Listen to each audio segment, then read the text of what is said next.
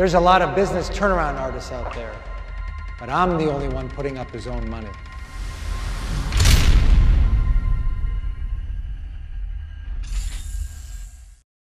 Hi, everybody. Welcome to On the Money. Happy 4th of July. I'm Maria Bartiromo, coming to you today right outside the New York Stock Exchange on Wall Street. The all-important jobs report, what it means to the market, the economy, and your money. We'll take you behind the numbers and tell you what they mean. Plus, a mid-year checkup. What will the second half of the year bring? The impact of Obamacare, immigration reform, and what could happen to interest rates and stocks. Plus, red, white, and blue cocktails for the big holiday weekend. We will talk the big business of booze and stir up some colorful concoctions for you. It all begins right now. On the Money starts right now.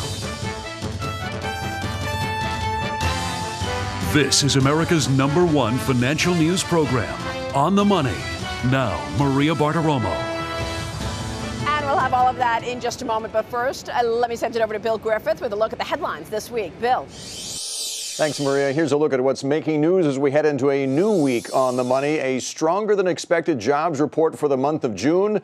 The economy created 195,000 jobs, and the unemployment rate stayed the same at 7.6% as more people re-entered the workforce. Big revisions upward for the job creation we saw in April and May, both revised upwards by a combined 70,000. And that sent the markets higher at the open on Friday during a holiday-shortened week that had the stocks watching a turmoil in the Middle East, anticipating earnings season coming up next week. Auto sales are accelerating. The industry is on pace for an annual rate of more than 16 million vehicles sold. That's the best since 2007. General Motors saw an increase of 6.5%. Ford up more than 13%. Chrysler rose by 8%. Toyota was up by nearly 10%. But that rise is being met with a spike in oil prices. Crude oil above $102 a barrel now for the first time since May of last year. At least part of that rise caused by the unrest in Egypt and lower inventories here in the U.S. Everyone was watching and waiting to see what the jobs report would tell us. Now we have this stronger than expected number, not only for June, but for the 2 months before that. What does it mean for the economy? What does it mean for your portfolio? Joining me right now, Mark Zandi. He's chief economist at Moody's Analytics, and Mike Cugino, who's president and portfolio manager of the Permanent Portfolio Funds. Good to see you both. Mark, a good number. It was. And we're seeing this trend higher as well. What do you make of this? Well, it looks like job growth has accelerated. To my surprise, I expected the tax increases and the spending cuts to do some damage, but I don't see it. Why haven't they? I think in part the stock market has gone north, and that's lifted the wealth of high-end consumers, and they're out spending. We've seen house prices rise. That helps middle-income households. And gasoline prices are down. That helps lower-income households. So consumers have really hung tough, and businesses are responding to it by hiring. Mike, what do you make of this, and what does it mean for the stock market, which, let's face it, has been going higher for the most part because of the Federal Reserve? Can it continue higher if the fundamentals come through? Well, sure it can, as long as the Fed stays involved and as long as corporate earnings stay strong. And, we'll see what happens coming into second quarter earnings here. But I think the jobs report today was sort of right in the middle. It's growing, and the earlier months revisions were positive. It shows that there's a base building that the Fed can maybe rely on in terms of predicting better when they may have to exit. But it also wasn't strong enough to significantly bring down unemployment. And you always have to keep in mind, despite their comments that have been all over the place lately, and maybe that's that craziness with an intent. But the fact of the matter is that with these rates, even at this level of employment, unemployment is not going to come down significantly for quite a while. And you've got to remember that dual mandate, and that means that they're going to be involved in some way for quite a while going forward here, okay, at least theoretically. Mark, it would appear that the bond market is already anticipating when the Fed will pull back on its easing. The 10-year note on Friday morning after that jobs number went almost to 2.7%, a two-year high there. Right. Faster than I would have thought. Well, and faster than Ben Bernanke would have thought, too. And I think it must be making the folks at the Fed a little uncomfortable. This is a little too much too fast, because it will do some hurt to the housing market and the recovery, which has been so key to the economic recovery. So my guess is that Chairman Bernanke has a speech in the coming week. I'm assuming he's going to use that to try to talk the market back down. And ultimately, if the markets don't moderate, then I think they might send a stronger signal. And Mike, what about that decline in bond prices, what that does to those investors who are looking for income in this environment? They're losing some principal in the meantime.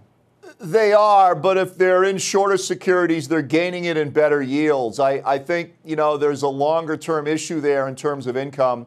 And so, I think it augurs or bodes well for investors to stay short.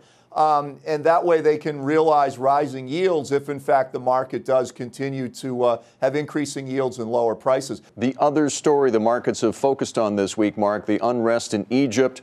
And it seemed that the market would go lower when it was unclear what was going to happen. Once Morsi was taken into custody by the military, the markets took off at some point. What do you make of what the market response to what's going on overseas? Well, I think the thing that makes investors most nervous is just the uncertainty created by this kind of unrest. And so as soon as you get a little bit of clarity, I think investors calm down, at least for a while. And Mike, when all is said and done, what do you do with the stock market right now? You sound like a guy who expects the Fed to be in this market for a while.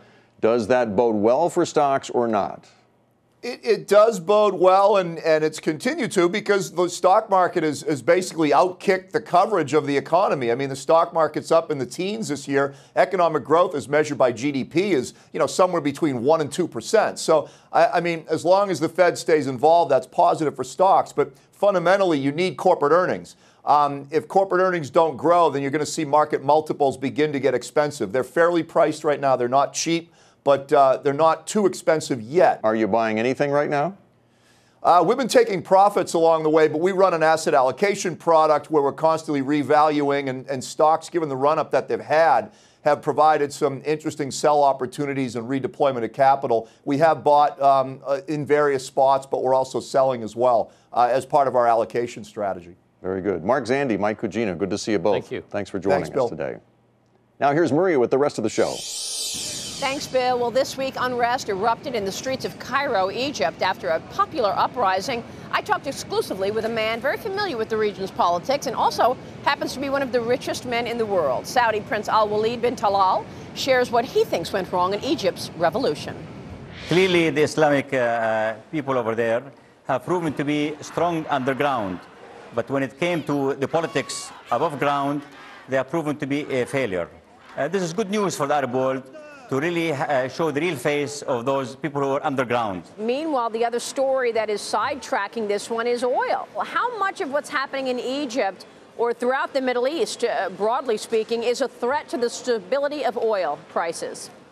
Well, the price of oil is a function of the stability in the Middle East to a certain extent.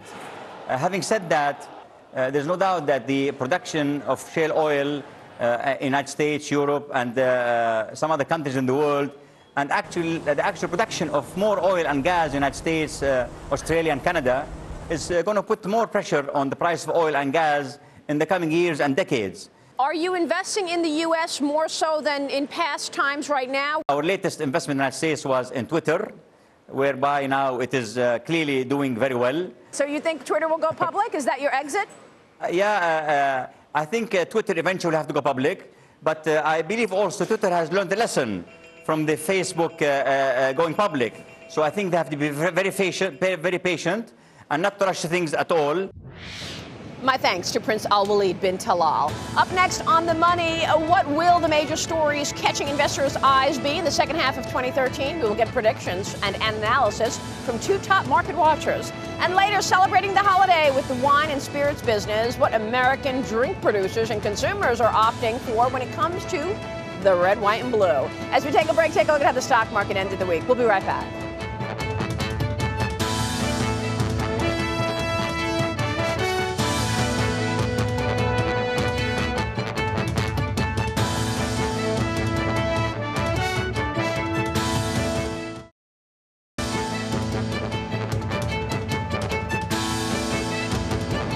Welcome back to the show. As business and as investors prepare for the start of the second half of 2013, what are the major trends poised to impact the market and your money? Here right now for analysis and predictions, Joe Wiesenthal. He is executive editor of Business Insider, and Ben White is Politico's chief economic correspondent. Gentlemen, it's good to see you. Thank you so much for joining us. So, Joe, let me kick it off with you. Second quarter ended with a bit of a wild ride for the market, certainly. The Federal Reserve telegraphed it's going to start winding down the stimulus second half of the year. What do you think this means for investors and business second half? Well, there was obviously a lot of market confusion and some turmoil over talk of the taper, reducing the pace of QE purchases, and also maybe a rate hike at the end of 2014. That being said, look, I think the market has actually handled it well. We've seen a really big jump in interest rates, 2.5% on the 10-year, pretty impressive. And yet, look, stocks are basically doing fine right at their all-time highs. So I think you actually have to be pretty impressed with how everything has been digested so far. Yeah, I mean, what are the alternatives, right, to owning stocks? Right, well, that is one of the big arguments. But I think the fact that we continue to see solid data and we continue to see the equity market hold up is a pretty good indication that we can withstand some tightening at the margins without it all collapsing. You're right. And the market really did the Fed's job, didn't it, by moving those rates. So we're going to see regulations banned from the Affordable Care Act. But a big surprise announcement this week from the administration, giving companies another year before actually implementing that Affordable Care Act. A blow for the president? It is a blow for the president. I mean, this is his signature achievement, health care reform. And they've said we're going to give employers another year. There's going to be an individual mandate, but no mandate on corporate America. The companies, I think, will be happy about that. They don't have to comply or be fined within the next year. They'll wait till the following year. But it raises the question for the fall, how much of the rest of this implementation is really going to go smoothly? How much of it is going to work? They're supposed to have these healthcare exchanges set up by October 1, January 1 of next year to have the individual mandate set up. But if companies aren't telling you which of their employees are covered and which aren't, how do you decide who gets the subsidies for the individual mandate? So I think you could see more turmoil around the implementation of healthcare reform in the fall. And if that happens, that's a big problem for the president. You know, you have to believe that businesses were complaining about the expense. Valerie Jarrett tweeted out, "We're listening." Right. Well, that's what they're trying to do. They're trying to spin this as, okay, people thought we were anti-business. Hey, we're not anti-business. Right. We love business. We talked to them about this, and now we're delaying it. I don't think that's really going to fly. I think people are going to realize it's just because it's kind of a mess at this point. And it is an increased cost, but they also point out that 94% of employees are already covered by their companies. So we're talking about a relatively small slice of the employee world. Let's talk immigration right now as well. Last week, the Senate passed a bill to create a path to citizenship for the 11 million undocumented workers. How do you think that plays out for both getting many people into the system, getting tax revenues there, and for the large corporations who've been banging the immigration drum? Yeah, I think for the most part, a lot of different constituencies should be happy about it. For one thing, like having 11 million people who are sort of undocumented is just it is a system that needs to be addressed. Mass deportation is never going to work. That's not how we should deal with it. But on the other hand, having them in this sort of legal limbo is also a terrible situation. So addressing that is just a really good thing that we have to do. And as you say, like a lot of companies are very excited to see the rules improve on this. You have the Silicon Valley companies who are really excited about seeing increased H-1Bs, but also just regular companies who aren't in tech eager to see some normalization on this. I mean, it's not a done deal, and there are grassroots of both sides who are going to try and kill it in the House. The Tea Party groups would really like to, prevent Republicans from passing it, and I think that's still a possibility. But overall, it seems like this is likely to happen and an improvement over the status quo. And in the House, a lot of Tea Party Republicans still consider this an amnesty bill. They think that we're giving 11 million undocumented illegal immigrants a free pass into the country. Does it get through the House? I have serious doubts about that. Let's look around the world, because this week we saw some stunning pictures. I mean, to see those protesters in Brazil, to see Indonesia, what does this tell us about the global economy? When you see these pictures happening in Egypt, all those millions of people taking to the streets. I think it tells you that you've got middle-class economies starting to grow up in some of these places where they didn't exist so much before. And they want change. They want change. They want government that works. They want a lack of corruption. I mean, in Egypt, it seems mainly it's a lot of middle-class folks who don't believe this Morsi government is operating properly, is really democratic, and they want it changed. So you've got emerging economies that used to be great investments for everyone, and a lot of money was made there. But now you see a lot of unrest that makes some of those investments seem a little more risky. Okay, quick prediction, the most important trend, Joe, in the next 6 months. What do you think?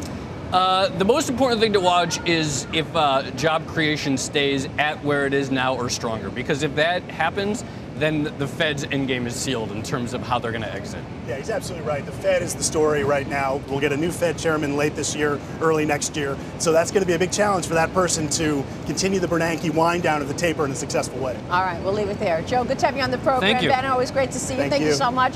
Joe Wiesenthal, Ben White joining us. Up next, On the Money, and happy 4th of July. Cocktails and wines that celebrate different regions of America. We're drinking the red, the white, and the blue. And you can find us on Facebook /Maria Bartiromo. Back in a moment.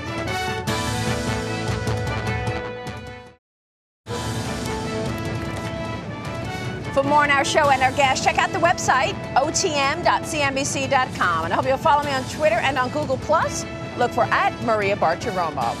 Okay, as we celebrate a long weekend and the July 4th holiday, a patriotic look at the wine and spirits industry with Ray Isle from Food and Wine. Ray, good to see you. It's great to be back. Thank you for having me. Thank you so much for joining us, and you brought some great wines here. You brought us red, white, and blue. I did. Independence I Day. admit I did not bring blue wine. I cheated with. I got a blue cocktail for you. But what I wanted to do was talk about how we drink as a country. We drink the American wine, we drink 90% California, but there's really a lot of great wine being made in pretty much every state in the union at this point. Yeah. And so I brought four wines. None of these are from California. None of these are from California, and they're not from Washington or Oregon either, which are kind of the other two, number 2 states. So first off, we've got Channing Daughters, which is a terrific red wine. This is the Douai Uve. And this is from Long Island. This is from right around here. And Long Island's home to about 50 different wineries at this point. And it's a robust wine business. It's been growing a lot of tourism, obviously from New York City. And this is a blend of Syrah and Merlot, and it's a really big, dark, rich, sort of smoky wine almost. I really love it. It smells delicious. It's about $24 a bottle. $24. Yeah, and the other thing is you don't have to spend a lot. For you don't have to spend a lot for great wine. wine. There are fantastic wines out there for $20, $24, even $15. This is Barbersville Vineyard, which is in Virginia, and Virginia has become a huge wine tourism region. And people go every weekend. The D.C. area and on down, all around Charlottesville. There are all these wineries. A lot of vineyards. It's big business. It's like it adds a huge amount to the state economy. It's been growing. It's the number 6 state in terms of wine production these days. And this is a Cabernet Franc. Little lighter than the Syrah. So the Cabernet is lighter than the Syrah. Yeah, this is Cabernet Franc, which is a variation on Cabernet Sauvignon. It's got a little more sort of herbal character, a little lighter. And then you've got a white. Moving on to Texas, my home state. Okay, Texas. Yeah, Texas. You don't think of wine when you think of Texas. You don't think of Texas. There are over 1 million people every year visiting Texas wineries and tasting wine there. There are over 250 wineries in Texas. It's big business. It adds more than $1 billion to the state economy. Really? And this is, I love these guys. This is Pedernales Cellars. Pedernales. This is a Viognier from Texas. Viognier is a southern Rhone variety from France, and it just does really well in the Texas soil. These guys are in the hill country in Texas. If you think of like peaches and honeysuckle, that's kind of what it smells like. That's $14 a bottle. $14. Yeah, but all of these, white's generally a little cheaper. Than red. Yeah, there's just less. It's got less prestige on some level, which is a pity because this is a really lovely wine.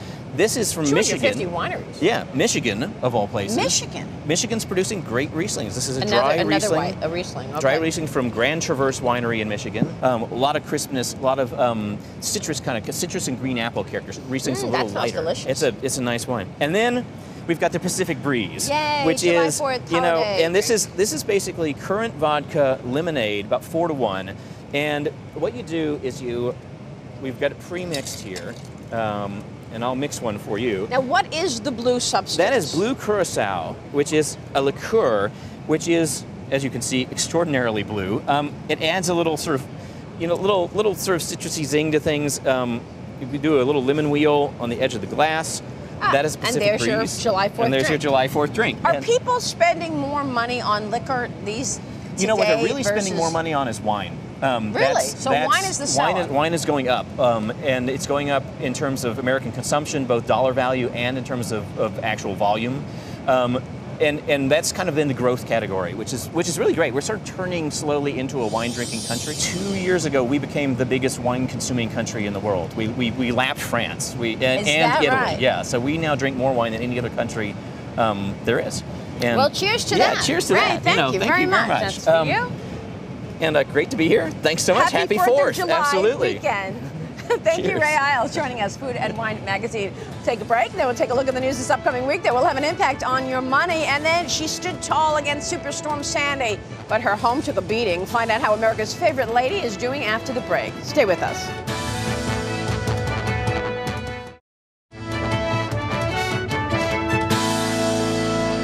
And now we'll look at the stories coming up in the week ahead that may move the markets and impact your money this upcoming week. Earnings season will kick off with Alcoa reporting on Monday. Other big names next week in terms of earnings, JP Chase and Wells Fargo. Big week for the banks. Monday, we will see how America is spending when the consumer credit report for the month of May comes out. And then on Tuesday, Christie's is selling one of the first Apple computers ever built, an Apple I computer from 1976 with an estimated value of up to $500,000. Wednesday, the minutes from the Federal Reserve's June meeting will be released. And then on Friday, we'll get the measure of wholesale inflation when we see the Producer Price Index report coming out.